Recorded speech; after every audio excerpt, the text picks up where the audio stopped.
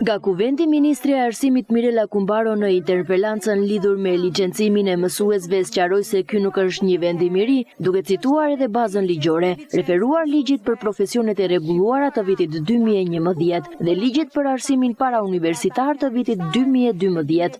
Ministria Kumbaro sqaroi se udhëzimi i muajit shkurt 2025 për të cilin është thirrur interpelanca nuk bën asgjë tjetër përveç se rimer referencën ligjore të ligjeve. Dhënia e provimit të shtetit nuk është pengesë, por garanci, është instrument që vendos barazi për të gjithë ata që hyjnë në profesion, duke siguruar që çdo mësues të përmbush të njëjtat standarde profesionale, pavarësisht kohës apo mënyrës së hyrjes në sistem.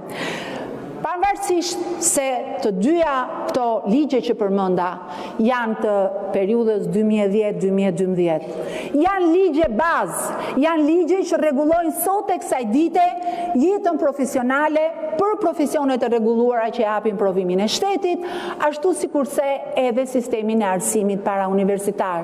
Janë ligje të propozuara në kohën e qeverisjes nga forca politike në këtë krah të sallës, por janë ligje të cilat kanë rregulluar, vazhdojnë të rregullojnë duke përmirësuar rregullat e tyre në këtë hapësirë, dhe të cilët të gjithë kemi detyrimin t'i zbatojmë.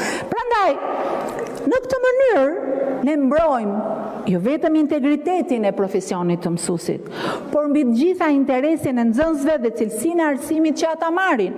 Është e rëndësishme të qartësohet se ky proces nuk synon të krijojë pasiguri apo të penalizojë askënd, por të ndërtojë një sistem më të drejtë, më të qëndrueshëm dhe afatgjatë. Dhe mbi të gjitha, dua ta them shumë qartë. Nuk preket askush dhe nuk lëvizet askush nga puna. Ju keni akoma kujtesën atyre që bënit me mësuesët, edhe prandaj shpifni dhe shpikni.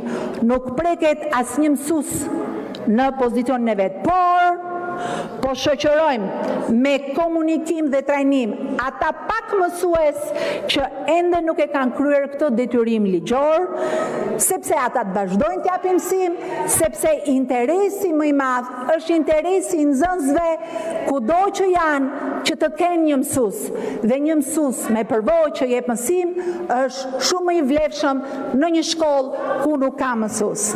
Në fund të fjalës së saj, Ministri e Arsimit Mirela Kumbaro kërkoi që ligjet të kuptohen drejt si mekanizma që garantojnë drejtësi, transparencë dhe zhvillim profesional të vazhdueshëm.